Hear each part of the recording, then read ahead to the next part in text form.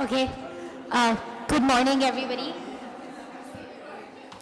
So, let me begin by welcoming you all to our development seminar and the launch of our report on the promise of impact investing. We have a very exciting morning planned for everyone today. But before I introduce the panel, I'd like to acknowledge the contributions of our co-authors, Dr. Emily Gustafson-Wright and Izzy Bogle-Jones from the Brookings Institution in Washington, D.C., who aren't here in Delhi with us today. This is research that we undertook with them for over a year, and we're very grateful for their contributions. So in the panel today, we have with us Dr. Shamika Ravi.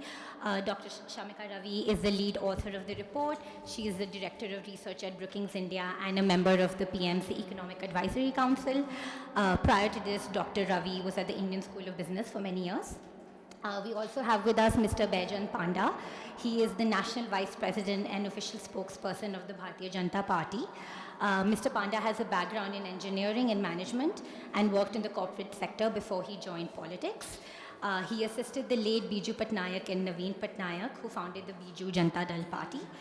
He has championed several key initiatives, including the Citizens Alliance Against Malnutrition, Migrant Labor, and many others. We also have Richard Hawkes. Richard Hawkes is the Chief Executive of the British Asian Trust. He joined BAT in September 2015 after holding a range of senior roles in the UK and in the international not-for-profit sector for over 20 years. He is the former Chief Executive of Scope, International Director of VSO, and the Chief Executive of Sense International. Welcome, Richard. We also have Geeta Goel, who is the Country Director of the Michael and Susan Dell Foundation in India. She manages the strategy and implementation of the foundation's work in India in the areas of education and economic stability. Prior to this role, Geeta led the foundation's mission investing work globally and spent more than 12 years with the corporate finance group of PwC in India. Welcome, Geeta. I'd now like to invite Dr. Ravi, who is the lead author of the report, to begin and open the seminar with some remarks. Thank you, Prerna. Good morning, everyone. Welcome to Brookings India. What an exciting phase this is for this sector in particular.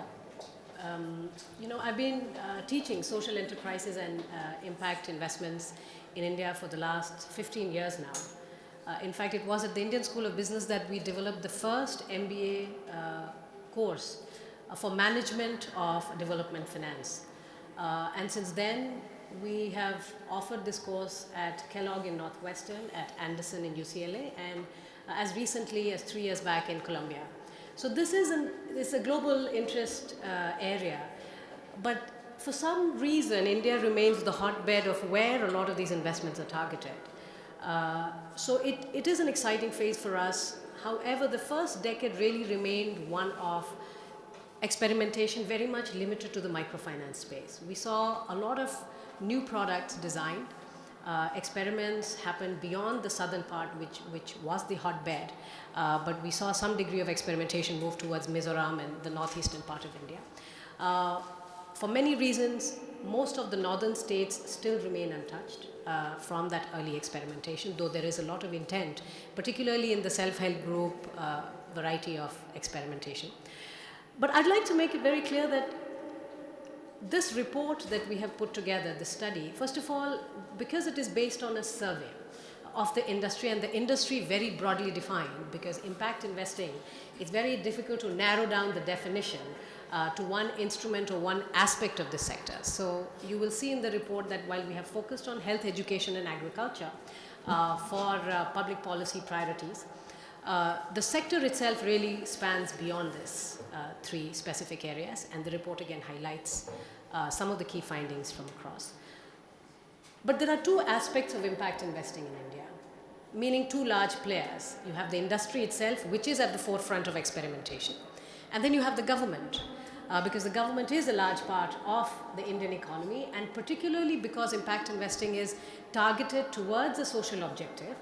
There is a development objective, that is what we call the double bottom line, that it's not just the sustainability or the viability of the instrument or the investment, but we are also actively trying to measure and scale the social impact out of these investments. So there are two forces at play here. And in both respects, while there is a great degree of appetite for experimentation, the sector really remains one which is still very nascent. This is a very early stage of impact investing market in India.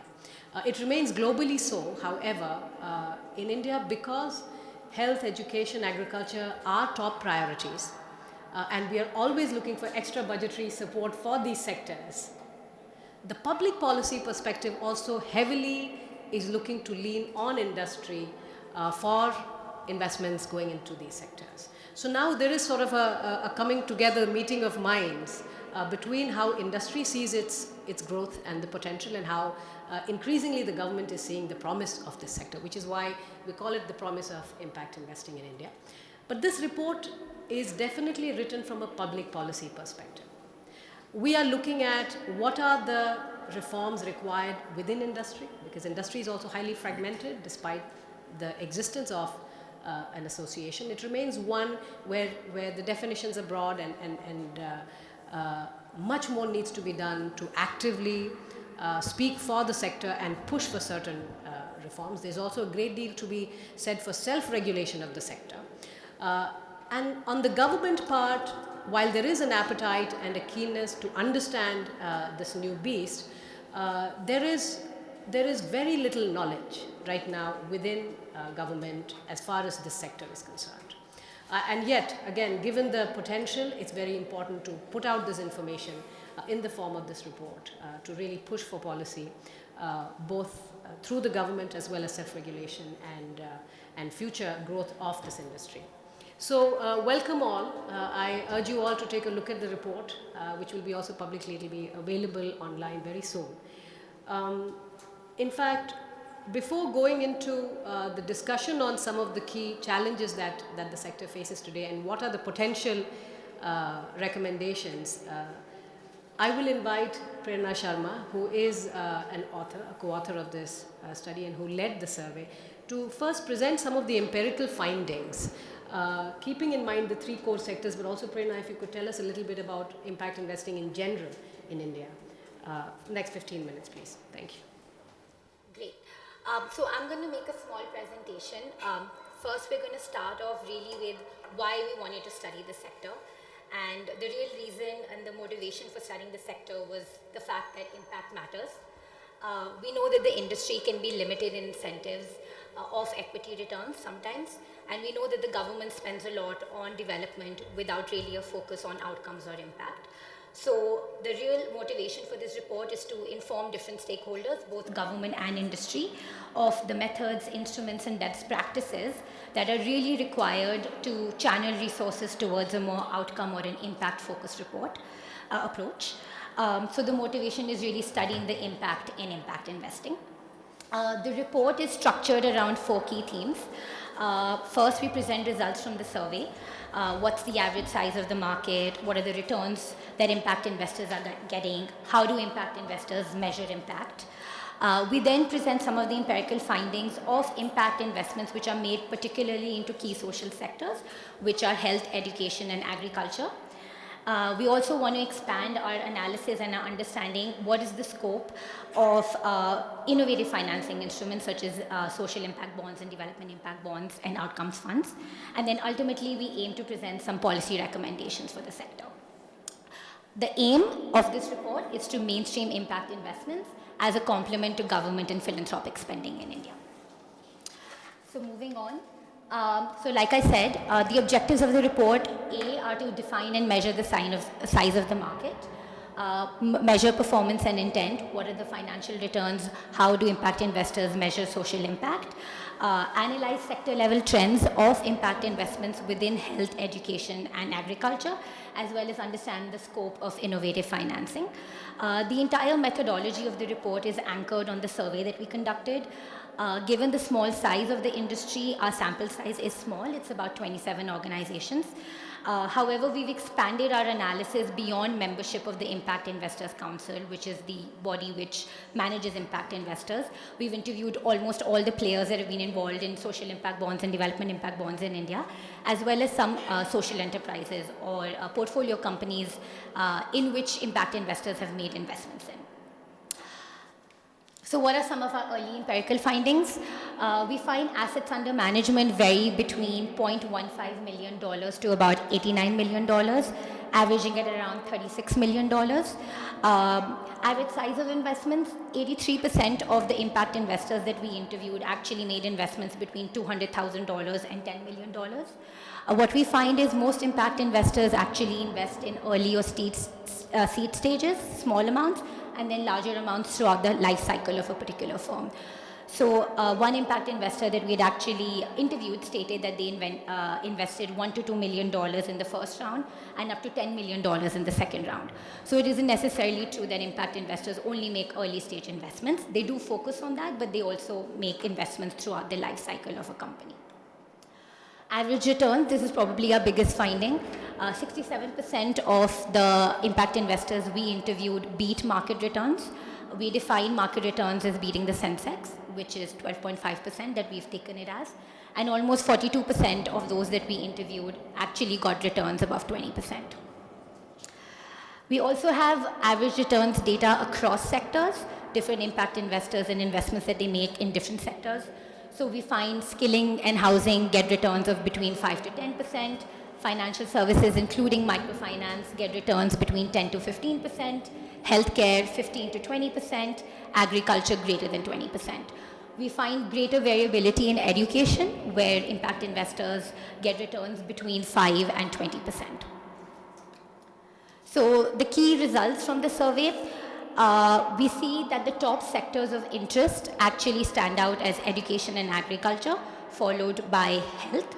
I must note over here that this is not in terms of value of investments, but in terms of number of investments. So we asked impact investors which sectors they had invested in, which companies they had invested in, and the top two sectors stood out as education and agriculture, followed by health. This is not necessarily in terms of the volume or this is just the volume of deals, not the amount invested. So this is a shift that we've seen from previous studies. Initially, microfinance, energy, and financial access were the top three sectors. However, now we see a shift towards more traditional philanthropic sectors of health, education, and agriculture. We see that average returns beat market returns, even in sectors which are traditionally social sectors with low returns. And we find a very, very strong focus on tech-based solutions and technology. So we find that technology helps impact investors achieve scale, helps them achieve an all-India presence. And we find a lot of impact investors moving away from pure brick and mortar models because they are difficult to monetize. So technology is seen as a really big enabler, given that there are smaller ticket sizes in the sector. We find lots of challenges in impact measurement. Since collecting or showing impact data is not mandated by a regulatory agency, impact measurement is primarily proprietary in nature. Impact investors have a very good understanding of logic models and of theory of change, but they have a very hard time measuring social impact. It feels like it's an additional burden on entrepreneurs. So there's really a lack of cohesion and on the measures and indicators that measure social impact, either at an investment level or at a sectorial level. So the know-how ecosystem and tools for impact measurement are largely missing in the sector. So now the second part of our report focuses on impact investments made specifically in health, education, and agriculture. When we look specifically in the healthcare sector, 58% of the impact investors that we had interviewed had made investments in the healthcare sector. The healthcare sector investments in India focus on tier 2 and tier 3 cities largely, either by providing secondary or specialized care facilities, such as specialty services such as eye care or dental care facilities, or by investing in disruptive technologies, such as ultrasounds. So the key focus areas in health impact investments in India are pathology, radiology, blood sample collection, testing, and so on and so forth. The healthcare sector also is heavily reliant on technology, and it tends to have larger gestation periods than usual impact investment cycles. So exits take slightly longer. A top challenge that impact investors that invested in health spoke of was just the challenge that comes with operating in a primary market that is of the government. And the fact that competition comes directly from government services which are provided free of cost. So how do you find differentiated products in a market that provides alternatives for free? Moving on, healthcare. After healthcare, we looked at education and agriculture. Like I stated, education stood as the top sector alongside agriculture. 67% of the impact investors that we interviewed had made investments in education. Impact investments in education are characterized by very small deal sizes. Other than that, they're also very limited in scope. So they largely focus on school infrastructure and to a lesser extent on teacher training. Many Indian impact investors are actually also moving to make investments outside of the school space. This is simply to avoid issues which are related to the non-profit status of schools and educational institutions. So that's a big regulatory challenge that came up in almost all the interviews that we conducted. And of course, the difficulties of operating in a primary market that is of the government. How do you differentiate products when the alternative is a free government school? So moving on, agriculture again surprisingly stood out as a top sector of choice. It's a very new impact investing sector. Most of the investments are largely focused on agtech or technology-driven agricultural investments, mostly targeting mid or high-size farmers. Given the uncertainty in the farming profession, which is highly dependent on weather and prices, we find impact investors in India usually investing in companies that help reduce the uncertainty in farming. So they do this either by focusing on farming profitability, on sustainable farming, or by improving access to markets. One of the top challenges of operating or making investments in the agriculture sector was just issues in getting follow-up capital or co-investors. However, some of the impact investors that we spoke to said that this has sort of changed in the last 1 or 2 years because a lot of generalist private equity firms and VC firms had opened up to the potential of the sector. And of course, while financial returns have been proven, they haven't been sustained because it's a very new sector. So they were waiting and watching to see what really happens with the financial returns in the long term in the sector. Moving on, the third part of our report and this presentation focuses on innovative financing. We have chosen to focus on one tool within innovative financing, which is impact bonds and outcomes funds. The report obviously goes into a lot more details of the results of the survey, what some of the early findings are, or the bottlenecks and shared lessons from the 3 impact bonds that have been contracted in India. But to just give you a little bit of context, 163 impact bonds have been globally contracted. Out of this, 150 are social impact bonds. Social impact bonds is the case where the government is the outcome payer, and 13 are development impact bonds where there's a multilateral agency which is an outcome payer. All 13 of the development impact bonds that have been contracted globally have actually been contracted in developing countries. Sectors globally, social welfare and employment refer to the top sectors that social impact bonds and development impact bonds have covered. However, a majority of impact bonds in low and middle income countries have actually been contracted in health and education. So this really just speaks of the different priorities there are in low middle income countries versus those in higher income countries. Average contract duration is about 52 months. Beneficiaries average at about 14,700. However, half of the impact bonds contracted globally serve fewer than 522 beneficiaries. And average upfront capital commitment is about $3.74 million globally. Now, when we look at impact bonds in India, we have 3 contracted impact bonds, 2 in education and 1 in healthcare. We have Educate Girls, the Utkrish Maternal and Newborn Healthcare Bond, and the Quality Education India Bond, the results of which we're going to be sharing shortly after this panel discussion. All 3 of them have targeted about 900,000 beneficiaries. Upfront capital commitment is about $7.3 million, and nearly 20 million has been committed in outcomes funds. This is in India itself. The last section of the report really just focuses on recommendations. Based on the results of the survey, as well as what we've learned from our research, the report goes into a lot more detail. I'm just touching on some of the early findings and some of the recommendations. We've divided recommendations into impact investing and impact bonds. So when we specifically look at impact investing, I guess the first big recommendation from our side is really adopting and aligning globally accepted measurement indicators.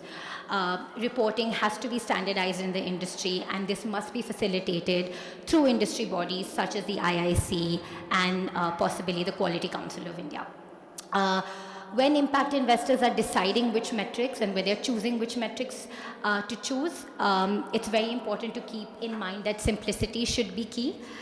If targets are too complicated, they'll be very difficult to communicate to portfolio companies or to wider audiences. Using available data will help cut costs. Capture the impact that you want to see. Metrics need to represent a meaningful improvement in beneficiaries' lives.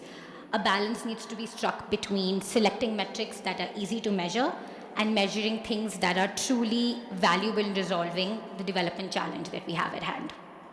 And of course, we need to consider which metrics are feasible within which time frame. We know that outputs are much more easier to capture in a shorter time frame as opposed to impact or outcomes.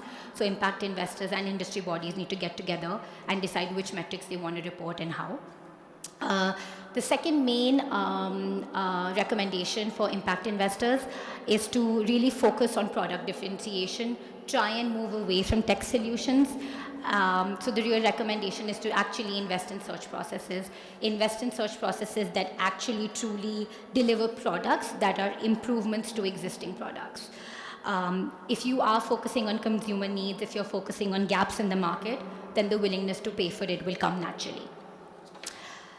So speaking about impact bonds, policy recommendations with impact bonds specifically in India start with the problem that you're trying to solve.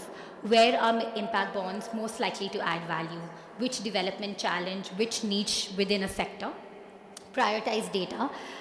You have to build the evidence base both on outcome metrics as well as the cost of achieving those outcomes.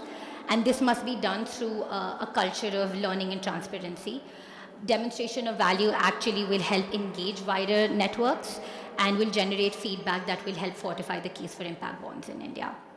And of course, most importantly, consider the legal and political context in India. Where does the CSR law have space in or potential within impact bonds? And then ultimately, the aim should be to create a centralized government body. This body should essentially fund, research, and provide all other forms of support for impact bonds in India. So these are some of my main findings and recommendations for the report. Like I said, the report goes into a lot more detail that I encourage everyone to read. And with this, I'll request Dr. Shamika Ravi to lead and start the discussion with our panelists. Thanks. Thank you, Prerna. Now we have two industry reps, one global and Geeta is our local. She's global, but very much has a local handle on this industry. May I start with you, Richard? Given the main findings, the empirical sort of state of the sector standing, what do you foresee are some of the key opportunities and some fundamental challenges that we have to highlight? Okay, thank you. Is this working? Thank you very much. Thank you all for having me here today. My flight landed at 1 o'clock this morning, and that's not a problem in terms of being able to stay awake. It was more of a problem because it meant that I was on a flight for the whole day yesterday, and apparently there was a cricket match happening. Although nobody seems to be talking about it. Certainly not in India. I was thinking maybe we could talk about outcomes-based results by using cricket as an analogy. For example, if one team needs to get 44 runs and they've only got 6 balls to do it, maybe not in this audience then. So I'm Richard Hawkes. I'm the Chief Executive of the British Asian Trust. Many of you hopefully will know of the British Asian Trust. We were founded just over 10 years ago. And we were started by a group of very successful South Asian entrepreneurs and business leaders in the UK who came together with Prince Charles. And what they wanted to do was create an organisation that could play a role in bringing about the biggest impact possible across South Asia. And at the heart of what they were doing was they were recognising that what they felt were more traditional approaches to development, the ways that some of the more traditional international NGOs worked, were simply not achieving the kind of impact that the Asian diaspora in the UK certainly wanted to achieve. And they wanted to create an organisation that the South Asian diaspora in the UK would feel confident about, would trust that money was being used effectively and able to make the biggest impact possible. And right from the start of the organisation, the British Asian Trust embraced concepts such as the role of the private sector as a partner to bring about change, as opposed to in a lot of more traditional approaches, NGOs tend to see the private sector as just a vehicle for securing funding, whereas we saw the private sector as being right at the heart of the development process. More recently, we've really embraced innovative finance and development impact bonds as something that's central to what we're doing. And that aspect of the impact investing report is what I'm going to focus a little bit more on. I would start by saying we believe that traditional approaches to development over the last 40, 50 years have definitely made a lot of progress, but they're not going to end poverty. If you look at the numbers of people living in poverty around the world, in 1970, it was estimated at about 2.2 billion living in extreme poverty, and today it's 700 million. Now, on the one hand, that's tremendous progress. That's a lot of people that have come out of extreme poverty. But another way of looking at it is that it's 2019, and there are nearly 1 billion people living in extreme poverty. We know that the Sustainable Development Goals provide a great framework for doing something about this, but there's also a massive funding gap to achieve the Sustainable Development Goals. And this is at a time when there's more funding coming into development than ever before, there are more NGOs than ever before, and yet we're looking at an annual funding gap of $2.5 trillion. In India alone, it's estimated that the financing gap is about $565 billion a year. Now, on the one hand, it's very easy to say with such a massive financial gap, we just need more money. Let's get more money in. Let's meet that gap. Let's achieve the SDGs by getting more funding in. And if you imagine if only 1% of global capital market investment was allocated to outcomes funding, we would close that gap immediately and achieve the SDGs. So on the one hand, that shouldn't be such a huge challenge to get that more money in. However, it is going to be challenging to achieve that. And so what we can't do is just have the sort of traditional NGO, traditional development sector response, which is there is a big financial gap, we have to have more money. It's all about more money. What we have to do is look at the money that is currently in the system, the money and the way that things work in the system as it is today, and say, is that really being used in the most effective way? Is the funding that is in that global development system at the moment really bringing about the kinds of outcomes and the results that we want to achieve? And I believe that if we ask those questions, the answer has to be no. We have to know. A number of us in this room have worked in the sector for a long time. I've been in the sector more than 20 years. And I don't believe that the money is being used in the most effective way. So there are things that we need to change. We need to change the way that we all work, and we need to change the way that the funding that's in the system is used. We've heard about the huge impact investing potential here in India. And I think looking at the role of the private sector, looking at the relationships between the private sector and government and the not-for-profit sector is definitely one of the key things, one of at the heart of what we need to do. But then we also need to really embrace things like innovative finance, development impact bonds, social impact bonds, and ensure that there's a much greater focus on making sure that the funds that are in the system are used in the most effective way. I would argue that a lot of the funds that are there at the moment very rarely are decisions based on data and evidence. A lot of funding tends to be focused on funding activities and inputs. A lot of funding decisions are based on what people believe might be a nice idea without the proper evidence to inform that. A lot of funding is too short term, and also a lot of funding is very risky. A lot of government funding, a lot of philanthropy, a lot of foundation funding is very risky because nobody really knows a lot of the time whether or not it's actually going to make a difference. So we need to change all of those things. It is possible to change that. It is possible to embrace different ways of doing things and really focus on using evidence and data to inform decisions, to be more long-term about what we're trying to do and to de-risk the funding that is put in. But to do that, we need a massive change of mindset. We need donors to be thinking in a different way, we need governments to be thinking in a different way, and we need the organisations that are on the ground that are delivering the work to be working in a different way. We need to make funding more accountable and much more outcomes focused overall. Philanthropy at the moment, I think, is being forced to be more efficient and sometimes bringing multiple groups together as we have done with the Quality Education Development Impact Bond can really drive that much greater focus, collectively looking at impact and value for money.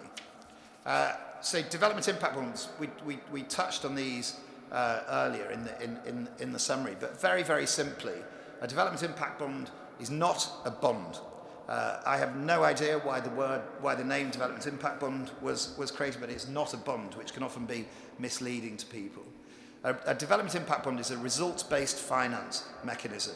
It focuses on outcomes rather than inputs and activities, and donors, the people that are ultimately funding it, pay for success. And they only pay if the pre-agreed outcomes have been achieved. The upfront working capital is provided by risk investors.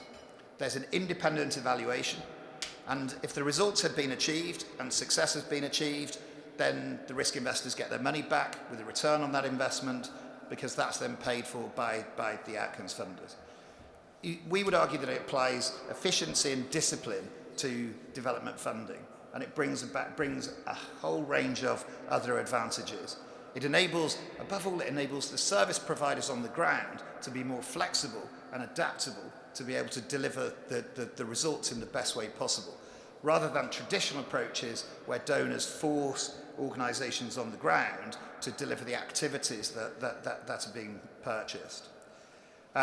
Governments where governments become the funders and the other funders in development impact bonds, they transfer the risk. So there's no risk applied to that funding.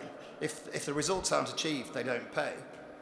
So in the long term, there's a huge win here. If we can get more governments to become outcomes funders and use private capital to unlock that and be the risk investor, it means that government funding is de-risked and will only pay for results and outcomes.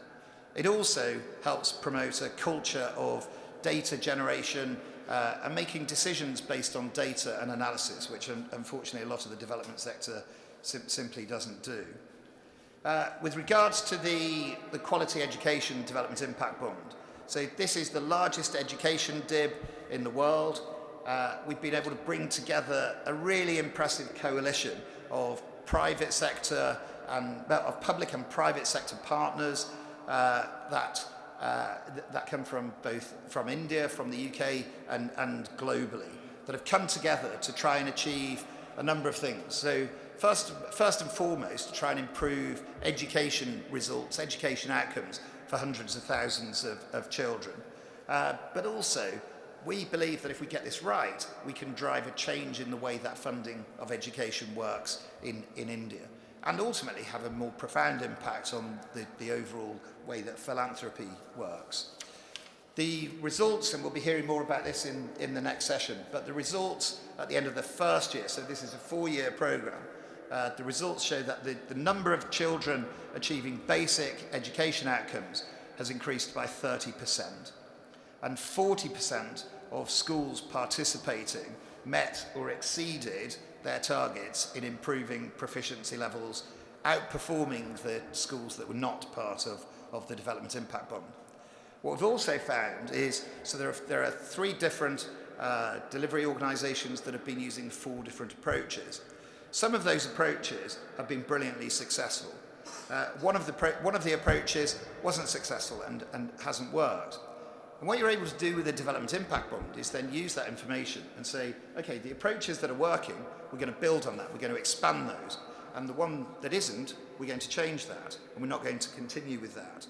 Now, in a more traditional 4-year philanthropic arrangement, we would never have analysed the data and probably never have been brave enough to make some of those decisions. But with a development impact bond, you're able to do that. I'll just very, very quickly say that the British Asian Trust, we believe massively in these kinds of approaches. It's not just about involving the private sector, it's about having an outcomes approach to everything that we do. Really looking at how do we influence funders, how do we influence foundations, philanthropists, the diaspora in the UK, to get them thinking much more about results and about outcomes. How do we also play a role in enabling more delivery organisations on the ground to become much more effective at being able to deliver an outcomes-based approach? Because I think for the last 50 years, it's not something that's been encouraged by donors. We're looking at a range of different initiatives across the region, and we'll be using the learnings from the Development Impact Bond that we're working on at the moment, and many others, to keep doing that. Just a few final thoughts before I finish. I think the sort of concluding remarks would be philanthropy and public spending must become more efficient. Innovative finance mechanisms cannot be seen to be a silver bullet. We're not going to solve all of the problems of the world by looking at approaches like this. But they have to be part of the mix, and they can play a massive role in influencing more widely that wider ecosystem of both funding and delivery. It's also not suited to every sector.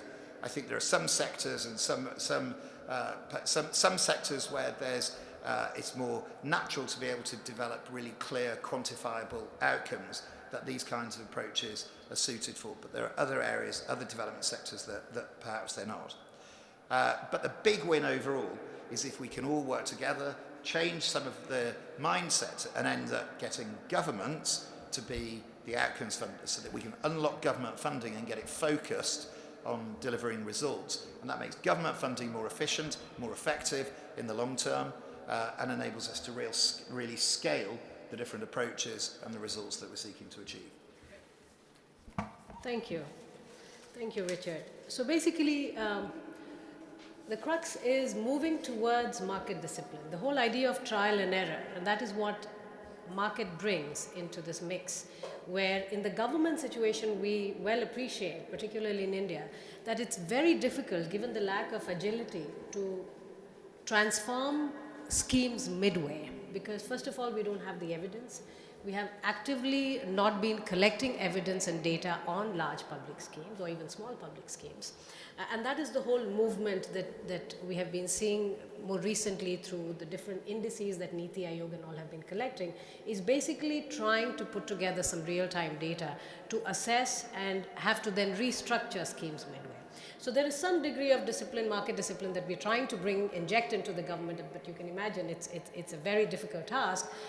But that is where this industry, the impact investment industry, has a lot to bring on the table and convince the government for the need for real-time data and analysis and this trial and error approach to the discipline. Geeta, your views on particularly what the last few years in India have seen vis-a-vis this sector? Thanks, Shamika. So as Shamika said, I'm Geeta from the Michael and Susan Dell Foundation, and while we are a philanthropic foundation, we have been doing impact investments in India since 2006. So this is 13 years of impact investing. I think to Richard's point, the interesting thing about breaking the silos of government, for-profits and non-profits, it's something that the foundation had imbibed when we started operations in 2006. I would say our regulations give us the flexibility to do that. But to really say that once we remove our lenses of this work can only be done by the market, this work can be done by for-profits, and this is to be done by the government, I think we can see the collaborative whole play a much stronger role in terms of delivering outcomes. And I'll talk a little bit more about that, but just in terms of, after 13 years of impact investing in India, where do we see it go from here? I would say, one, it is not an option for the country, it is a necessity, just given the scale of the challenges we are trying to solve. And when I say that, I would refer to three things. One, a lot of our indicators today, be it in education shown by the ASER data or the PISA data, be it in nutrition, stunting, employability, all of those actually require a call to action which needs to be addressed. Second, the country is showing significant growth rates. We are moving ahead in terms of our economy, but at the same time, little is being done to bridge inequality. So in fact, just yesterday I was reading a World Bank report which placed India on the lowest quartile in terms of comparable countries when it comes to intergenerational mobility of education and income. So the inequalities will continue to grow unless we are actually trying to do something more consciously to address it. And the third, I would say, given the high growth rate in the country, we are riding a wave of hope and aspiration. Despair hasn't set in. Our low-income population is actually aspiring to change outcomes. They are, paying for goods and services. Out of our 300 million children in K-12 education system, 45% are in private schools. Now, this 45% does not represent the richest sections of our society. A large part of the low-income population is going to private schools, is going to private health clinics. Now, we can argue that the quality may not be the best or, better or worse, but the point is the client is saying, I'm willing to pay if I get good quality, and therefore, the market is already there. If we call impact investing, these are being served today by mom and pop stores, small school chains. I think if we institutionalize and formalize that market, the promise of quality and governance can be much higher. So, back to the point, we are already on that wave. We don't have time to debate. I think we need to move on. It is a necessity. The second point I would make is, as I said, the silos need to break. And in order to do that, we need disruptions in the way financial structures are evolved. So, DIBs is a good example, or SIBs, outcome funds. We need many of those structures to be implemented in India in order to allow different stakeholders to work together, because they've all been coming with different mindsets. So, we need the common platform and we need a structure that suits everybody's needs and take it forward. And this may also imply, policy changes or regulatory changes. And the third thing I would say is, again, I do think we need to move away from research pilots. This may not be the best room in the city to talk about it. So I'm not saying we need to move away from research, but I don't think research pilots actually help us here. The problems we are trying to address, we really need experiments. When you started criticizing research, That's I switched you off. okay. Research is required. Keep the mic on. But I would say the scale of the experiments just needs to be different. So, the experiments need to have inbuilt scale. I don't think, the government has the time that it can wait for 10 years to see what kind of education system or pedagogy will lead to better results for a child who's entering grade 1 and comes out at the end of grade 10. But what we need to do is to be able to collect data that's comparable, that's transparent, and be able to analyze that in order to continue to make tweaks in our work. So I would say much more scaled action, more research, but more action research and more practical, real pilots research. Now, at the foundation, as I said, we set up base in India in 2006. We've been using a mix of grants, investments, and work with the state governments over the last 13 years. We've spent more than $200 million in India across the programs of education, livelihoods, and financial inclusion. So I do agree with the report that much of the impact investing action in the early years was in financial inclusion. It's time we move to education, livelihoods, agriculture, health. I mean, they all need it. And I guess I'm surprised with the large percentage of investors who said they invest in education. We don't see them. We've been in this space for the last several years. We've seen many impact investors step in, step out. The space is, if you're used to the scale and success of financial inclusion and energy, education and livelihoods just require a very different pace. So I would say, we need to reset expectations. We need other funders in, we need the collaborations working, we need more partnerships with the government. Yes, so across, I would encourage a lot more action around education. And one of the ways of encouraging action in each of these sectors is, again, more clarity around impact metrics. So, the focus on what you deliver rather than how you deliver. And, if the metrics can be around, the depth of impact, the scale of impact, as well as the target segment, so what was your starting point? What is the delta you're creating? Now, whether it's a for-profit structure achieving it, whether it's a non-profit, whether you've spent 50% of your cost on overheads, that doesn't matter. Like, we really need to just say, are we delivering outcome metrics on those or not? So those are some of, so we did participate in the education quality bond. So, we've experimented and continue to experiment with different tools, but the focus being, where is the impact getting delivered? Where are the gaps in the market or in the ecosystem? And what we do, how do we ensure that it sustains? So one example I would take from our impact investing portfolio. So in 2006, we invested in Ujjivan, which is an MFI. And at that time, I would say urban microfinance was really an oxymoron. Everything in India in microfinance was rural. So we took, we were amongst the first investors. When we entered Ujjivan, there were 2 branches, 2,500 clients. It's been a long journey. Today, there are 4.5 million. Of course, we exited, in 2012 when we felt the organization was on a path to scale and the DNA was set towards social impact. But I think it's not the 4.5 million of Ujjivan that was important. It is really the role model and the pioneer they created for the market. Many more urban MFIs came up. We made investments in 8 MFIs. Today, that market is more than 60% of the overall microfinance market, whereas when we started, it was less than 3%. So, I think when we see the power of market and scale, these are great stories.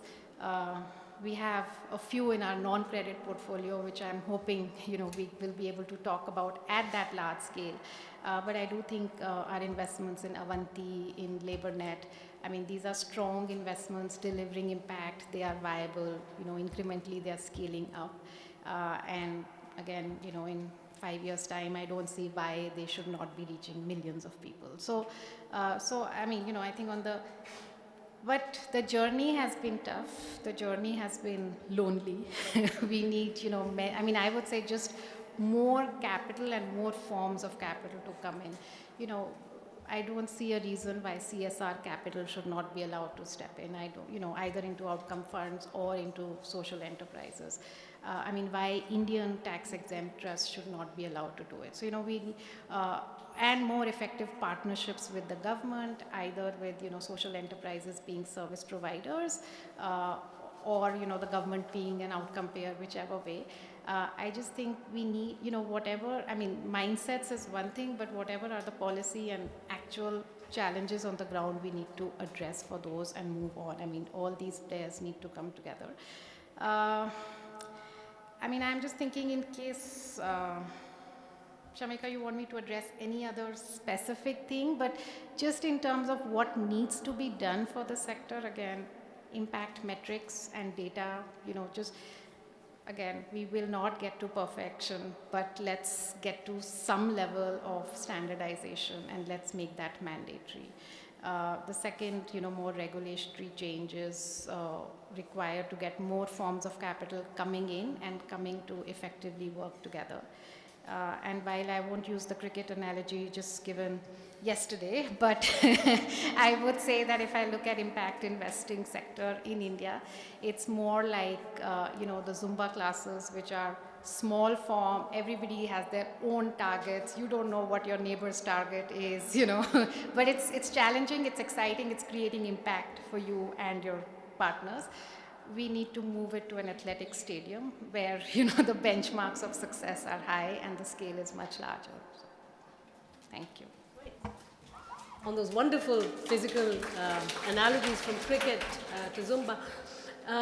Well, I'm glad both of you mentioned data and evidence. I want to reiterate one thing, that while the experimentation outside of the financial inclusion space has been probably more over the last 10 years, the microfinance experiment over the last 30 years in India is something we must be absolutely cognizant and learn from, because there were a tremendous number of mistakes made. And this is where now we'll have a very candid conversation, Geeta, and people in this audience who are from the industry. We have to recognize a couple of things about the sector. Number one, your investors are either going to be in it for the profit, or they have a social obligation, which is the government, or you have philanthropists, God knows what really drives philanthropists. Perhaps it is spiritual dividends, we just don't know how to measure it. However, in all of these kinds of investment, there is always an opportunity cost of funds. So even if we say you're making a mistake, it's important to measure it, because there's always a better and an alternate use of that fund, whether it is government fund or even if it is your own money that you're throwing away.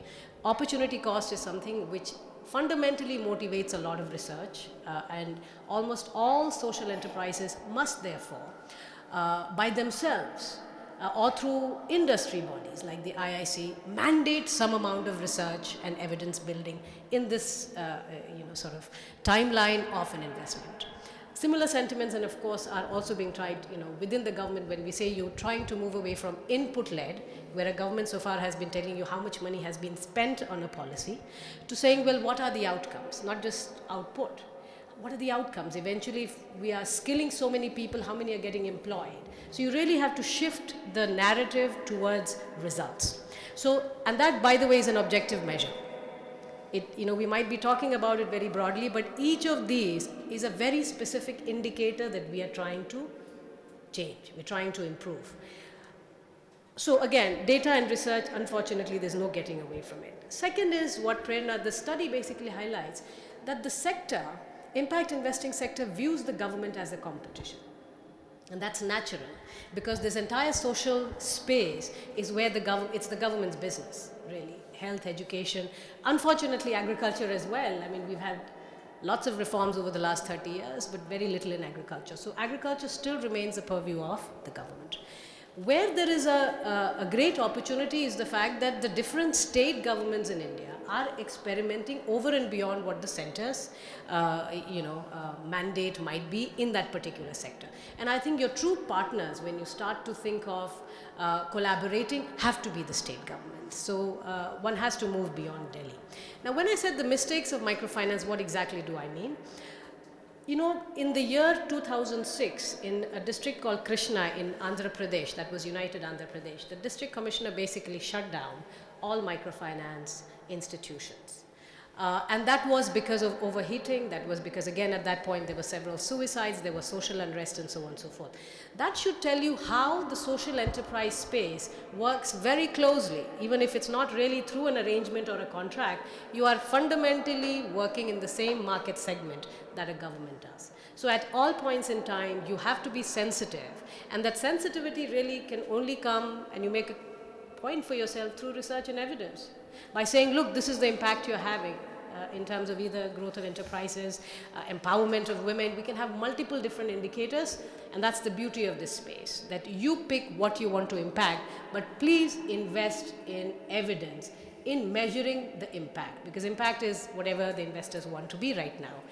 And at 2006, I remember when a lot of noise was made regarding regulation, bringing in stronger regulation to control the microfinance space.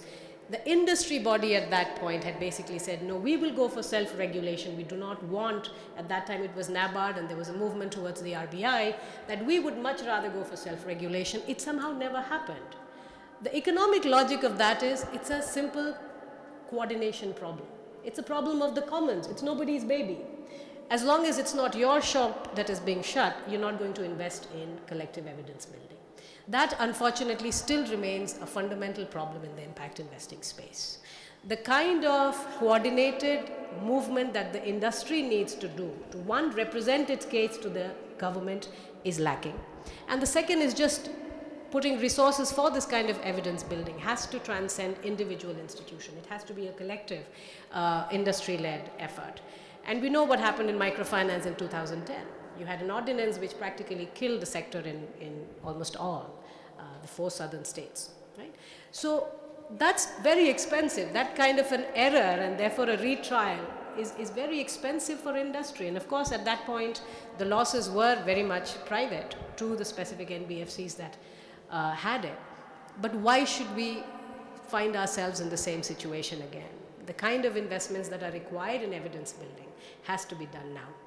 This is where also the role for someone like, let's say, the Quality Council of India comes in, which is a quasi-government body. It is outside of the industry, but at least it tells you these are the 30,000 indicators that perhaps we can benchmark ourselves along, because these are the global best practices. So industry will have to invest by itself, but also that is where the supportive role, the facilitating role of the state in the form of QCI, and beyond perhaps comes in through perhaps the Finance Ministry, Financial Services, Health Ministry, Education, Agriculture now. Niti Aayog is coming up with different kinds of indices even for impact investing. So we have to talk a lot more, Geeta, about measurements and not just talk about it. You have to actively put resources into measurements, not just for the sake of research, but for the sake of survival of a sector, which is constantly at odds and competing with the government. And you know where the scale and the power of balance lies in a country like India. So measurements are important. But the other concern is there a market segment when you're competing with the government, let's say in health and education? Can we differentiate a market segment for the industry so that you're not constantly competing with the government? And I would say yes. And this is where the federal structure of India again lends itself to opportunity. Do you know that in the healthcare space, if you look at delivery of care in the form of hospitals, where are people going? Are they going to public hospitals or are they going to private hospitals? At an all-India national level, the statistics makes no sense, right? Just like most of the statistics, we have to talk about state level. If you go to states like Kerala, Chhattisgarh, Goa, Tamil Nadu now, which is the latest sort of rock star in the healthcare, public healthcare space, you will find across quintile group, meaning poor and rich, more than 75% of the population going to district hospitals, meaning public care. So where the public care works, that is just the inherent nature of trust in these kind of markets, that people will go to government hospitals when the quality is there. However, when you look at states like UP, Rajasthan, Madhya Pradesh, Jharkhand, Bihar, etc., across quintile groups, meaning rich and poor, less than 10% go to government hospitals. So where it does not work, nobody is going. Now this is where the market has to view the opportunity. If we are to get into healthcare delivery, we have to see, can we support the public infrastructure in these places where it is working in the form of financing or perhaps ancillary services, diagnostics, etc. And where the private care is fundamentally the go-to place, and you know in all India, average 75% of healthcare is private. 50% for IPD and 75% for OPD. You have great opportunity for the private sector to innovate and provide services of different kinds. So even in the delivery itself. So there you see the investment opportunities being tremendous. So I think market segmentation can happen, product differentiation can happen across different states in the country. You don't necessarily have to compete with the government everywhere. You just have to find the market to cater to. Now, maybe given the last 20 minutes, we can open the floor to Q&A. Jay will be back. Unfortunately, he was called for a meeting, which he couldn't say no to, but he'll be back in about 10 minutes. So let's start with the Q&A. If there are people from industry and government and research bodies, so please ask your question, identify yourself in one line, and then let us know who you're referring the question to. Yes. Hi, good morning. My name is Gavin McGillivray. I'm from DFID, the Department for International Development, and we've probably been one of the largest investors in outcome-based funding and impact investment, including the largest, I think, ever outcome-based funding tool, which was the $1.4 billion offer advanced market commitment for pneumococcal vaccines, which we put together with the Gates Foundation and a few other countries a few years ago. I have a question and I think a point. It's for all of the panelists, and thank you very much, Shamika, Richard, and Geeta, for your stimulating presentations. The question is whether your study looked at whether there is actually a substantial availability for funding for social impact investment. Because there seems to me to be a disjuncture between the constantly reiterated rhetoric that there is a wall of money out there, and the reality when I talk to almost every social entrepreneur that's trying to raise money, and in Geeta's words, she used the words, "we just don't see them." And almost every social entrepreneur I speak to say that actually the impact investment institutions are asking for exactly the same thing as commercial investment institutions, plus social impact. So there's no discount. They're not asking for a lower rate of return. So I wonder whether your study picked up any of that, what for me is anecdotal evidence. But if others agree with that, if that anecdotal picture is accurate, then I wonder whether you on the panel ought to be doing more about this. Richard, you talked about influencing more widely the funding ecosystem. Geeta, you talked about disrupting the way financial structures work. And maybe you and we should be challenging the impact investment institutions more, because they are raising money saying, look, we're doing good. But in fact, if they're just asking for exactly the same as commercial financial institutions, it's a bit of a fiction, and the amount of money that we need is just not there. Thank you. Should we take a couple of questions and then perhaps get the panelists to respond? Yes. I'm Mamta. I'm the CEO of Bharatiya Foundation. You know, I was wondering, I'm very fascinated by this new sector which is coming up, and I think it'll give a very clear direction to how we are looking at our social impact. So very, very excited about it. But I remember 6 years back, I'd gone to our trustees to say that, hey, we want to work with government schools, and we have a concept, and I don't know whether it'll work or not. And since it's a philanthropic institution, we got that vote of confidence from trustees saying, okay, try it out for 3 years. Let's see whether this works or not. So we were fortunate it worked, and we've scaled it up. So I was wondering, in impact investing, and something I'm just echoing what Geeta said, where is the space for innovation? I think people on the ground sometimes need that freedom to fail, to come up with something which is very different. While I also agree there will be variety of funds that are available. There's a spectrum of funds. Perhaps philanthropic funds will have to take that space of looking at innovation and stuff. But how does this sector look at that freedom to fail, freedom to innovate, freedom to test out new theories?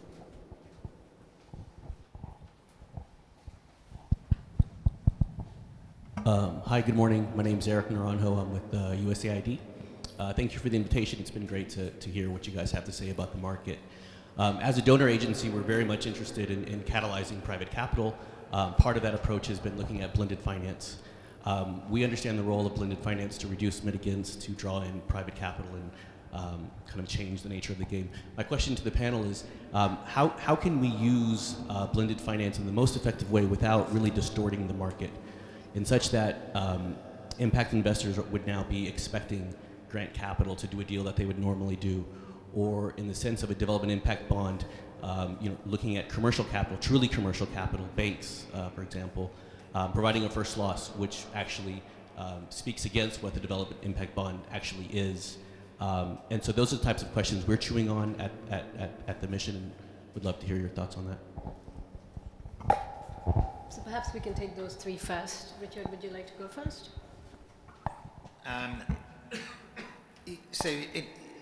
I'll take the first two, if that's okay. Gavin, I think your point is absolutely right. I don't think,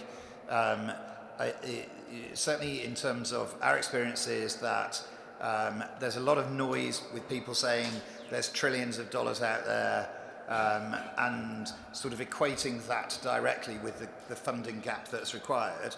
And yet the trillions of dollars that people are talking about is not funding that is going to be given away to fund outcomes. And so there's the one thing that we should all be doing is seeing how we can try and, 1% doesn't sound very much, but it's still a huge amount of money. But how can we try and influence some of the funding that is out there in those global capital markets to think in terms of actually paying for some of the things that could make a difference? But that noise that's out there about how much money there is often misleading. I think the more important thing that we have to do is say, I think, and I can say this, you probably wouldn't have been able to, but DFID is years ahead of lots of other of the big government funders in terms of embracing and looking at different ways of doing things, really looking at outcomes funding and so on. How do we use the influence that DFID might have with other big government funders, with governments in the South, to get people changing their mindsets and thinking differently? We've definitely, our experience at the British Asian Trust has been, as the more we've been socialising these concepts, the more our supporters, supporters certainly, they love the idea of this, but then they're more inclined to want to play on the risk side rather than on the outcomes funding side. So at the core of what you're saying, I think I agree with. We have a responsibility to use the current momentum and some of the current initiatives there to then really advocate for much wider change, and really work hard with philanthropists, with individuals, with governments, with foundations, to get them to change the way that they're doing things. And if we can get that momentum going, to get all of that changed, then there's more possibility of getting local governments to do the same.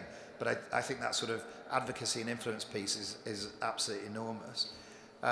In terms of the question about innovation and the freedom to fail, I don't think that the development sector is very good at all at encouraging failure or even allowing it. And the reason for that has been historically the way that funding works. And so most people have thought that that they get their funding in advance, and then they have to report back to the donors how well they have spent that money to stand a chance of getting more money. And if people went back to a donor and said, probably 50% of what you gave us led to failure, most people wouldn't be brave enough to do that because they would risk losing future funding. And the irony of all of that is that we therefore don't know quite how much traditional funding is actually paying for things that are making any difference whatsoever. And it encourages this whole culture for delivery organisations, intermediaries, international NGOs, to just reporting back to donors on how well we've spent the money on the activities that they wanted, rather than embracing the ability to fail. The great thing with the development impact bond approach, and as I said in that summary, is some of the interventions have worked brilliantly well and some of them haven't. Well, the ones that haven't, we're going to change and do something about that. And it's great that some of it hasn't, because we're able to learn. And for me, that's the great thing about this kind of approach. I wouldn't go so far as to say we encourage failure, but we embrace it and want it, because that's the only way you ever learn to be able to do anything better. And as a sector overall, we've got to be braver about that and encourage donors to recognise that not all of their funding is working. And actually, when we know what isn't working, that's when we're going to be able to influence them to spend it far more effectively. Geeta? Yeah. So I would say if there was one solution which could address all three questions, it would be impact credits. So when I joined the sector 13 years ago, that time carbon credits were very in the know of things, and I said, okay, if you could really design impact credits and you could, trade your returns vis-a-vis that, it would be helpful. The challenge is we do not have a single impact, one standard impact metric which could serve as the credit.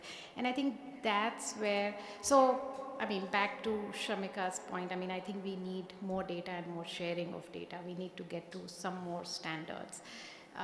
But again, to the point I raised about, disruption in financial instruments will allow us to capture a lot more money. Gavin, I'm familiar. Yes, a lot of entrepreneurs come to us also and we say, no, this doesn't look worth investing, because we don't think the market will go as high or whatever. But and I would say we are unique and we have the flexibility of a single proprietor fund. So we do not have a fund life. But if I compare it with other impact investors, they have actually committed returns to their LPs. These are equity returns. If, they're finding good organizations, but they don't think these organizations will scale, they know equity exits will not happen. Now, if they had a debt instrument, maybe it could happen. If they had revenue-based financing, it could happen. So I do think, and debt is not an innovation. It's just that, we need to move away from only equity type returns or equity type structures. Similarly, Shamika, to your point about, government not being competition.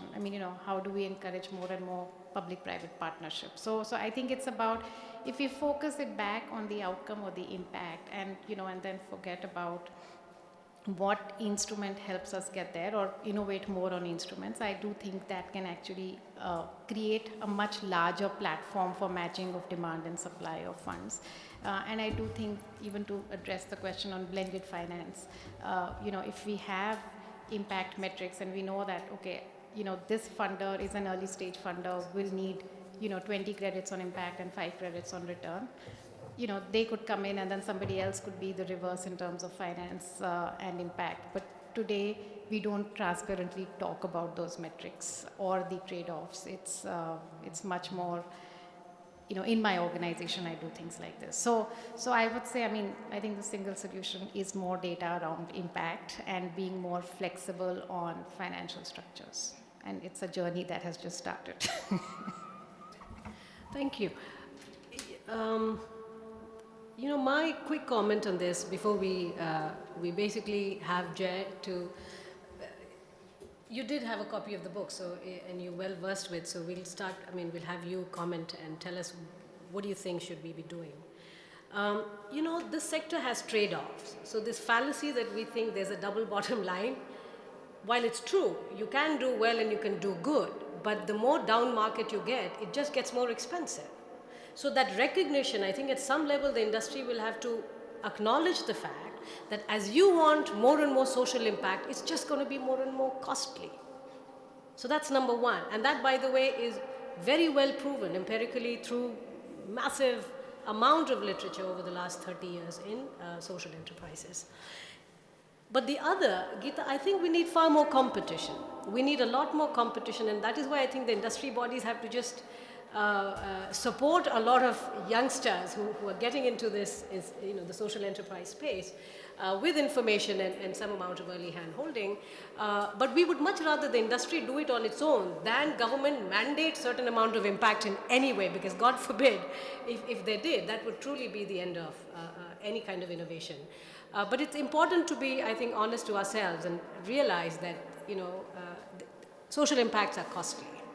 So some amount of discount, if the investors care and want the same returns as commercial, well, then we know exactly what they're doing. And it's not an accident of nature that we find it so difficult to get information on impact, because I don't think industry, and this is where I'm being very, very sort of brutally honest to you guys, industry has not done its due diligence as far as measuring impact is concerned. So, and that has to really come from industry. I do not think it's a regulatory, it's very much a self-regulation move. Now let me move to Jay. Jay, what do you think of the promise of impact investing in India, having seen the sector over the last 25 years through microfinance? Thank you. First of all, my apologies. I had to rush off because of a summons that I just couldn't refuse. Although I would have benefited immensely from seeing the presentation firsthand and participating in the discussion earlier, but as Shamika pointed out, I have had a quick read and I'm very happy with this report for two things. It's the first comprehensive one that covers this sector. And it comes in and touches on very key issues, and I'll highlight one or two of them. But I'd like to point out that this is something that I cannot authoritatively speak on behalf of the party or the government yet, because it's not a topic that has been debated adequately. But I believe a report like this goes a very long way to helping that process. I mean, we've had debates and discussions in fits and starts on impact investing, but not a comprehensive, sustained one, which we definitely need. I was surprised, first of all, to understand that the quantum of impact investing is relatively small compared to other related funding available here. At only a little more than $1 billion, my sort of guess would have been that it was substantially more already. And I think the report does a great job of pointing out the lay of the land, the landscape, which creates the problems. Now, one of the things that caught my attention was when some impact investees are competing with government, for example, in the health sector, where the alternate services are free, even if not very good, it poses a huge challenge to returns. Now, this really ought not to have surprised any of us, because it happens throughout the economy in this country because of legacy issues. I mean, think of airlines having to compete with Air India, which regularly hits up Parliament for more than $1 billion every couple of years. And the same thing used to happen in many other sectors. So it is only natural that you would have these legacy, what I consider inconsistencies in policy, in not creating a level playing field, whether it is in pure commercial space or something which should be encouraged a lot more, which is impact investing. I think the report does a very good job of pointing out not just these regulatory fault lines out in the space, but also the industry's own shortcomings, as you were just mentioning, not just in terms of measuring, but the need for more product differentiation, the need for harnessing technology more. On this, I'm optimistic, because this is something that peers and even competitors will find easier to tackle, I think, than the regulatory lay of the land. And this is something I believe can happen rather quickly. In terms especially of harnessing technology, with the very rapid rise of internet users in India, I think the scope for impact investing, even those which you wouldn't traditionally think of needing the internet to be useful or to be effective, I think will be greatly benefited.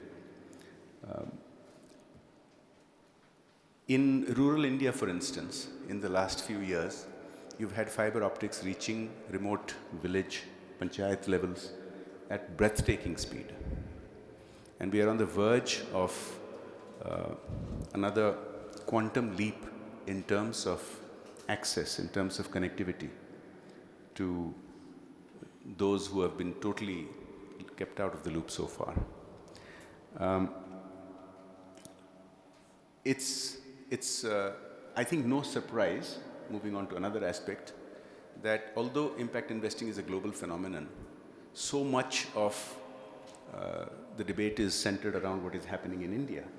And the reason I think it's no surprise is, apart from being one of the fastest growing economies in the world, this is where we still have, if we are to deal with the next billion people that are going to be impacted by sectors such as impact investing, this is where, of course, the largest share of them are.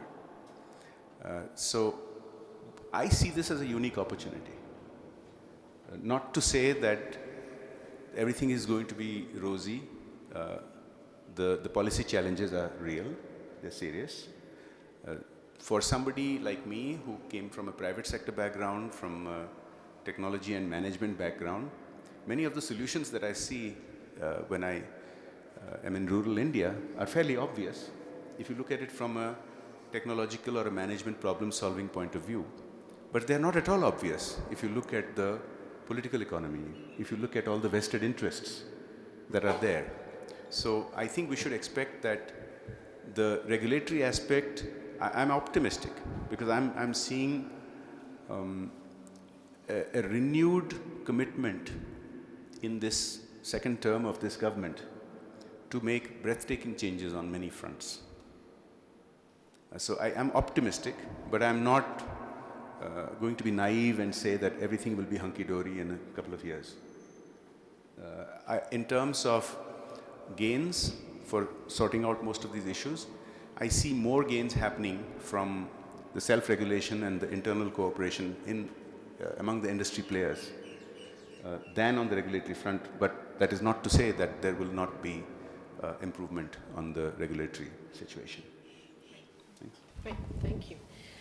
In fact, if I were to sum up Jay's viewpoint, but put in a bit of a provocation for the rest of you in the room, health education are meant to be non-profit sectors, and I think therein lies this big problem as well. Because to be seen making money out of healthcare, out of education, out of typically what we consider social sector, is almost an anathema. And that is, I think, where the space for innovation and evidence really rests. We have to go back and create more evidence on what is it, what is the value addition in terms of these interventions through the social enterprises. For instance, this really cool experiment happening in terms of the health DIB was the accreditation of clinics in Rajasthan to the NABH, National Accreditation Board of Hospitals. Now, it's a seemingly innocuous, it's a very small value addition if you just consider the way, the objective is so narrow, and yet it's a tectonic shift in terms of viewing quality of care in a country like India. To just have accreditation, which by the way is still very much a tick mark, but just getting these thousands of clinics onto some body which can then accredit and do some kind of auditing of quality is a great move, and that therein lies the promise of impact investing in India. So if there are any more questions, perhaps maybe one or two before we break for tea. Yes.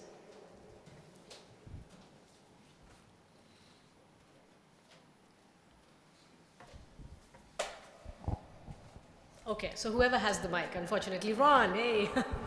Hi, my name is Ronald Abraham. I work with ID Insight. Our mission is to use data and evidence to improve impact of governments and nonprofits. We've been part of the impact investing space in terms of evaluating some of the outcome, some of the DIBs that you've been researching in your report.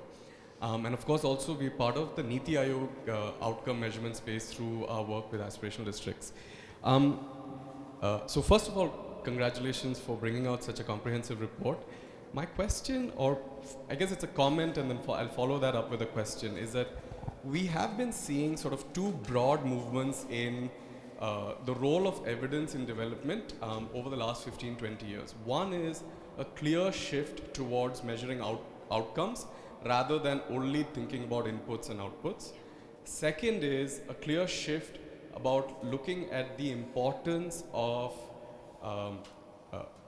linking interventions to the outcomes that they are augmenting through a sort of a causal chain. And the first kind of shift in terms of outcomes, we're seeing that it started off with ASR in education in India, but NFHS has been making that movement in terms of health outcomes. When it comes to creating those causal attributions, it's JPAL IPA have been at the forefront. ID Insight has been doing impact valuations for many years now. What I see, and my pushback to the panel is that what I see is the impact, there's clearly there's a clear commitment towards evidence.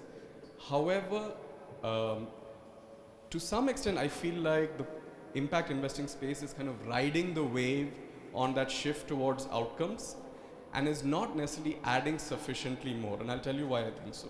To some extent, we can say that the kind of move towards outcome measurement is maturing now, even with Niti Aayog releasing its indices, for example. And impact investors thinking about outcomes is, to some extent, in my mind, like riding that wave. At the same time, the problem with what I see in that space is that everyone is interested in tracking the outcomes, but not thinking very carefully about linking the work that they do towards those outcomes and thinking about that causal attribution aspect. And the problem there is that what we've seen in the world of causal attribution is that impact valuations are expensive, RCTs are expensive, and there is kind of sort of a push towards keeping that aside. So what I think, or like my kind of stance, or like I guess challenge towards the impact investing space and the panelists, the question really is, how can this space provide that value addition in terms of linking the two movements of measuring outcomes and creating those causal attributions, and to do so in a way that's cost effective and in a way that's scalable rather than what it is right now. And I do think, and I'll end with this, that it's fundamentally critical for the impact investing space to do that, because the foundation of the whole movement is linking resources to outcomes. And so without that link, it's not, we won't get there. Excellent. There's another hand here. No, thank you for the report. And I hope some of you are thinking of tough questions for Jay. Yeah. So my name is Santosh and I work with Aviskar and Telecap Group, and probably we started this whole impact investment thing in 2001. So we have the whole history of impact investment in the sector. So a couple of comments and some of the questions that my mind based on the discussion that we're having. So one is that when we talk about impact investment in right now, the way we are talking about all the instrument, we have to kind of understand this very nuanced sector. There are so many different financial kind of instruments, so many different kind of things going on. It's very difficult to kind of put everything together and saying that these are the emerging trends and these are the things that are working. There are so many things going on. A point in time is that I think as a group we have worked with almost every DFID, USA, foundations, we have worked with everyone. The question I have is that, I have a challenge here that when you talk about that, we can have a matrix to measure the impact. When you are investing or working in issues which are very diverse and which have a very differential cost of creating impact. So an example would be that if we invest in a company which is working in Tamil Nadu and we invest in a similar company which are working in Jharkhand, the return would be completely differential. Yeah. Because we are putting a lot of effort into getting that thing work there. When you kind of generalize over a matrix and saying that, okay, in this area you are getting return of 5% or you are getting this impact, and so we can assign this value to that, that's very challenging. So one is that we should always factor in the cost of creating impact in different scenarios. That's very different. Second is that when we talk about different form of capital solving different problems, one thing was the disruption and innovation, how that can be tackled. There are different sources of capitals which require different type of deployment. When you are looking for a scale, you are looking commercial capital to come in. So one of the things is that, I'm going through the report and I would love to see that when you do the report next time, how to kind of get those sectoral nuances a bit more so that people who are reading the report for the first time, they get aware of those things a bit. It's a very great initiative. Third point that I wanted to highlight is that in terms of metrics and regulation of the industry, there were initiatives like PRISM, which were in Telecap, and we are probably the only one to have that. The challenge is that it's very difficult to kind of push those initiatives if we are not going to spend a lot of money on research. So I completely agree with your point that there must be some money coming to research to kind of create those standards. But I think more than that, it's also about getting the sector to be much more widely known in public. So they understand the nuances before they try to kind of judge the sector or calibrate the sector. That's my caution, that once you start looking at the sector with one or two wider scope of definition, you are going to lose the nuances. Thank you. Okay, we'll have the third and last question from the lady here. Thank you. I'm Christine So with the Palladium Group, and I'm the director of the Utkrishta Band in Rajasthan, so I'm very happy that this meeting corresponded with my trip to India. Thank you very much for everything that's been presented here, and I do have a question for the Honorable Representative from Government. Specifically, in the Utkrishta Band, we are working with private sector healthcare providers, small hospitals in the state of Rajasthan. And as we know, in Rajasthan, there is high use of private sector and not as much use of public sector. And the government of Rajasthan is rightly focused on improving and expanding quality of access to public sector facilities. And we've talked about competition between between social sector players in terms of government and those working in impact investing. But I'm also very interested in collaboration.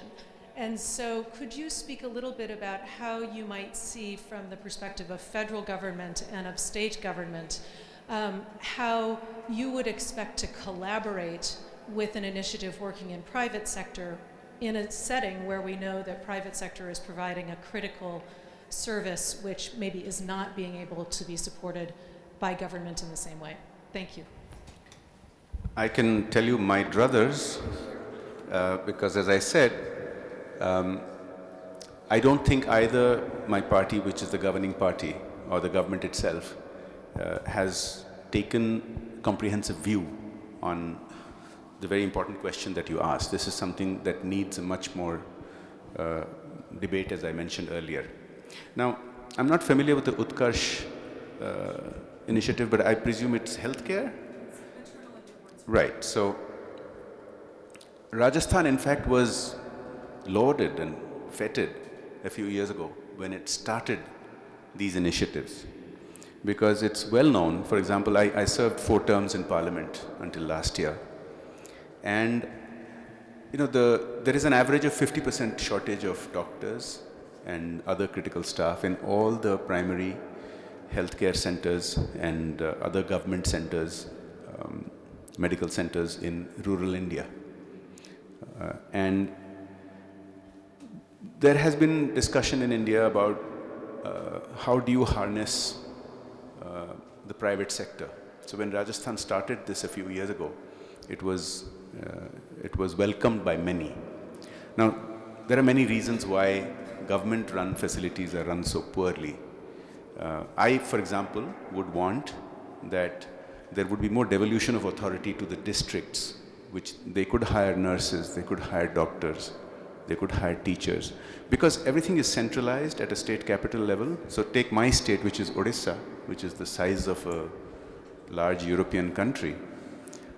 Because everything is all the hiring and policy decisions are at the state capital, everybody lobbies to be placed in the state capital and the big cities, and nobody wants to serve in rural India. Only when you make it clear that this is not your job is there, it would work better. Now, I think I can illustrate my response to your question even better using education as an example. So the same thing, all the government schools have seen tremendous improvement in infrastructure, in the hardware in the last 20 years. We still have enormous gaps between performance from the government schools, and not just the elite private schools, but very basic private schools.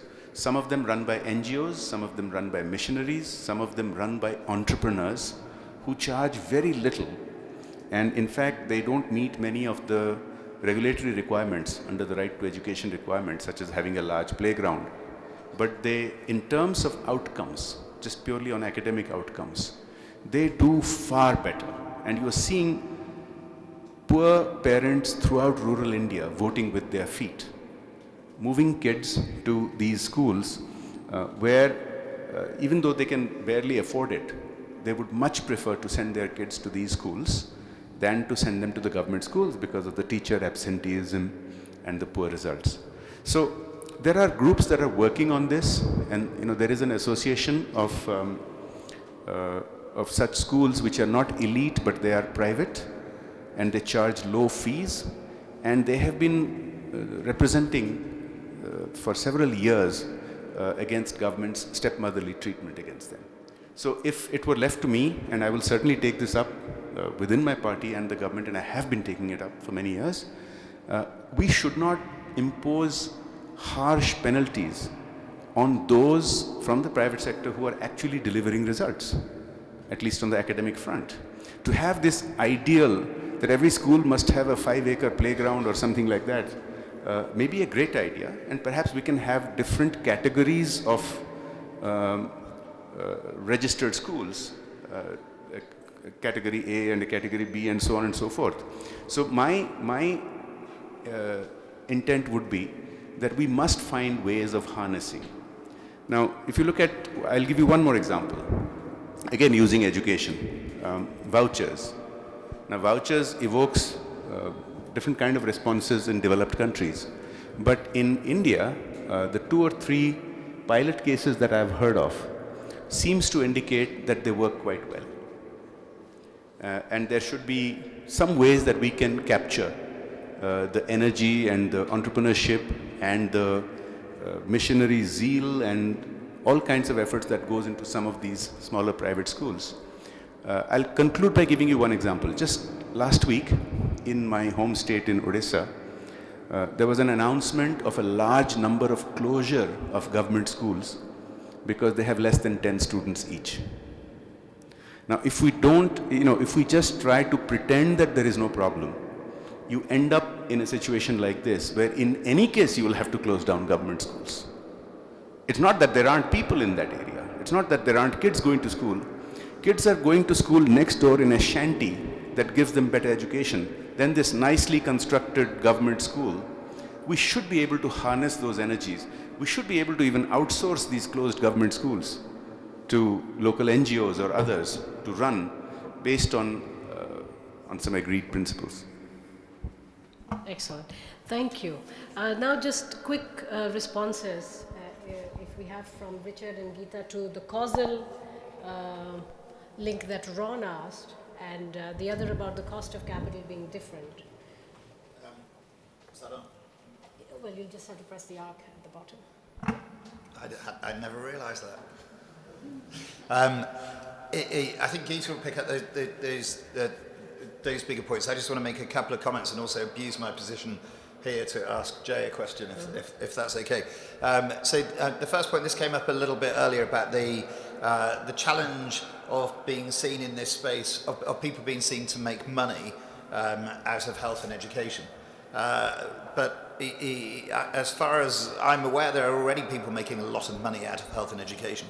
I'm not going to ask everyone to indicate, but I bet that most of the Indian people in the room here will not be using state education and not be using state hospitals and medical provision. So there are already people making a lot of money out of those sectors.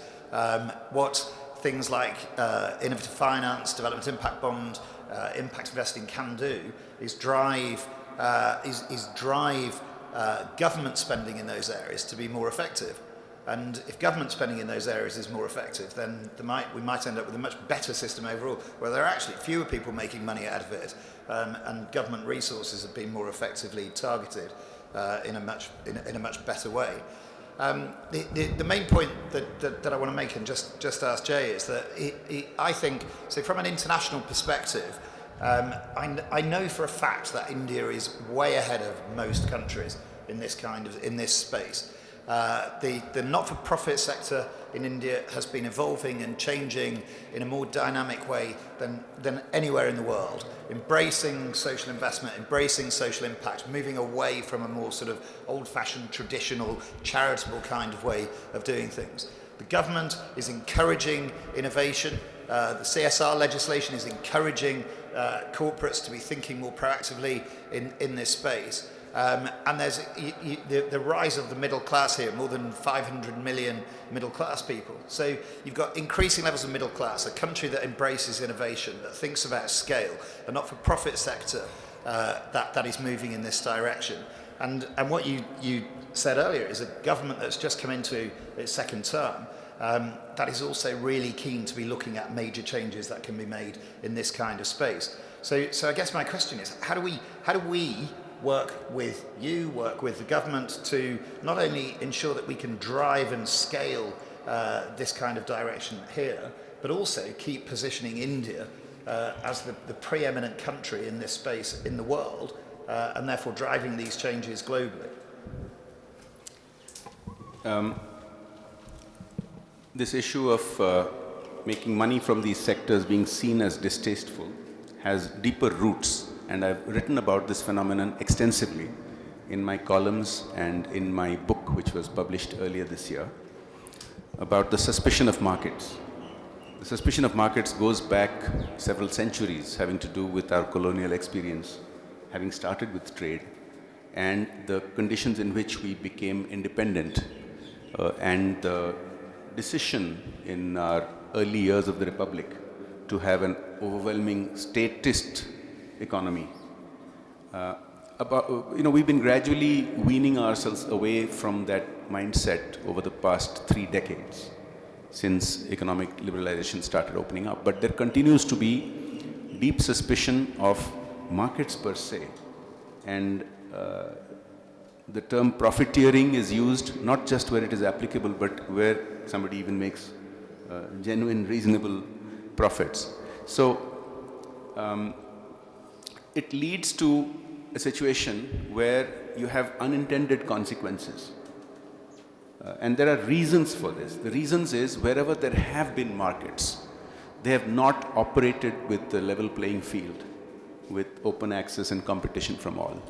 Whenever government, for example, has tenders, largely at the state level and at the rural level, these have often been manipulated in the past, so that people's experience of things like contracts and bids are all tainted by the experience that these aren't fair, these are fixed, and these go to cronies. And there is a great deal of genuine reason for people to have thought that way, which then leads to this suspicion of markets per se, of profits per se, and when it comes to these social sectors, it becomes even more exacerbated. Now, the answer to that is, as we have a more nuanced view about markets, markets are not necessarily evil per se, that they can be harnessed even for social benefit, and you have examples. You have examples in education and in health where markets are harnessed for providing services at a more efficient or more effective manner. Now, to answer your question about how do you engage with government on making these things happen, you cite to the government its already demonstrated success in many areas. For example, one of the taboos had been that despite RCTs showing that cash transfers are very efficient, not always, but in some cases, there had been a tremendous resistance to making subsidies more efficient by using cash transfers instead of government trying to physically deliver the goods or services. But in the last 5 years, you've had dramatic successes with many, many billions of dollars of savings and much more efficient delivery of services or goods to the people. So the mindset is changing that use of cash transfers, use of certain other market mechanisms is much more attuned to the government's objectives. Now, you take that argument a bit further and say that, look, you've already been doing this and you're getting a lot of success. Allowing impact investment to come in some of these sectors is a win-win. It brings down the cost of actually delivering these services, and you actually end up delivering more of these services to more people, better quality, is an argument I think is sellable. Great, thank you. Again, going back to that question, and then we'll have to call it a day. We have another session on the BAT evidence. Ron, I don't think industry is riding on the Niti's view of change. I think it's the other way around. We finally got the government to think about outcomes. For 70 years, we've just been looking at spending. These indices are a first step towards moving our entire fiscal discipline away from spending to really looking at results and outcome. And the indices are just that, no, it's still a research exercise. We need to really base some incentive. I mean, and you can imagine that's politically very sensitive, and it's not going to be us discussing in this room alone, because every state will have to agree whether performance matters, and if it does, in what form. But at least let's start by measuring the outcomes. And going back to what Jay said, governments, just as governments are being pushed towards showing results, again, let me throw it back to industry in terms of the impact investing sector. You have to measure impact. It's not just enough to say, look, you can make money off health and education. You have to be able to measure and convince and showcase that, look, we actually improved quality by this percentage, or we increased enrollment by this percentage, or NABH accreditation. So measurement, unfortunately, there's no getting away from it. And the more the industry spends on it, the better a case you make with the government and public at large, I think, for a case for the sector as a whole. So thank you very much. Thank you all for your time. What an enjoyable discussion this has been. We have some snacks outside, and perhaps you can pick brains of people in the panel. Thank you very much for your time. Thank you. Thank you.